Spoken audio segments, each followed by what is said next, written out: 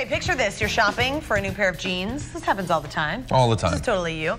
And you find a cute... You find a cute sweater, right? You find a cute sweater. Yeah, that's what I was thinking. I know. Yeah, you're shopping. But the thing is, John, you don't need the sweater. Don't need it. But you really want it. Oh, okay. You want it so bad. The problem is now you're leaving the store with the sweater and not the jeans that you came for. Or both. And our next guest wrote a book. It's called The Impulse Factor, to teach people how to make better decisions on everything from that shopping to how to vote. Here's author Nick Tasler joining us here on Twin Cities Live. Hi, Nick. Hi, guys. You know that sweater deal? Yeah, the sweater. Yeah. You know, we've all been there, right? We've all been there. Yeah. We've all been Important topic as Election Day comes up tomorrow, which I think particularly sometimes in these midterm elections, people feel a little paralyzed by what kind of decision to make. Well, you know, they absolutely do. You know, I mean, and elections is just one decision that we make. You know, whether we know it or not, we each make hundreds of decisions every day.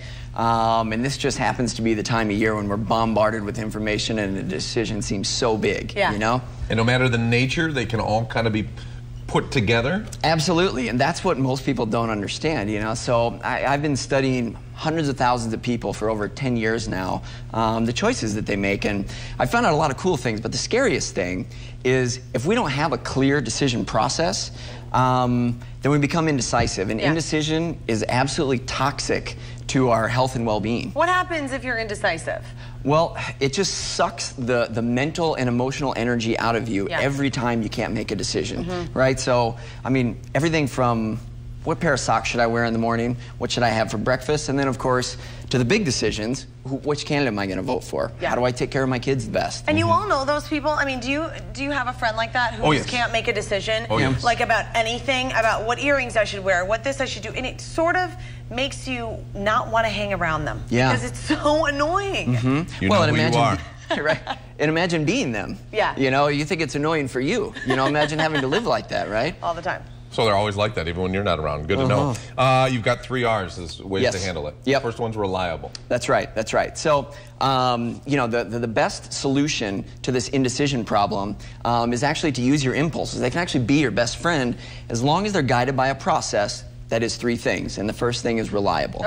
Right? And so what the reliable means is you have to define what's your #1 most cherished value. I call it your decision pulse, right? And you base all your decisions, the smallest ones to the biggest ones, on this thing. So voting, for example, right?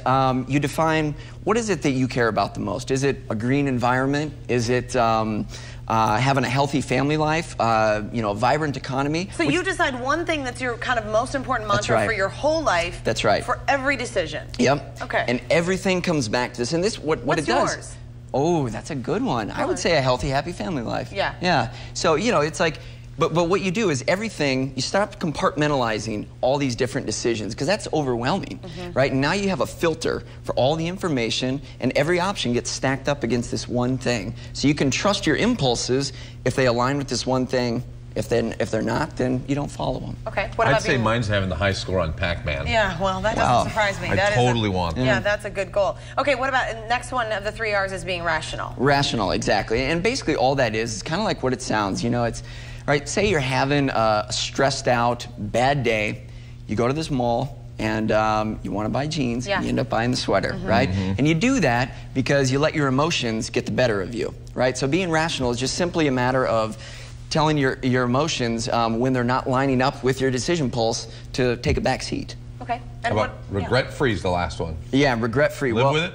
What's that? Live with the decision? Well, you know, that's actually kind of the truth, John. You know, I mean, the thing is, if you followed the reliable and the rational part, you're going to eliminate the vast, vast majority of what would have been otherwise regrettable choices.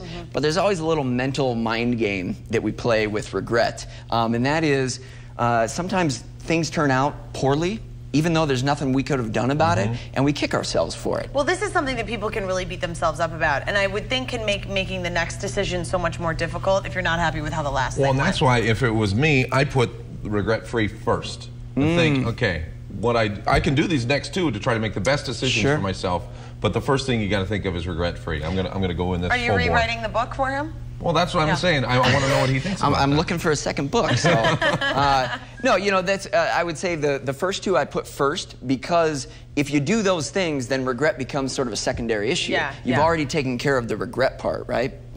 So, so the whole thing is just give yourself a break, right? Even a good decision can get thwarted by bad luck.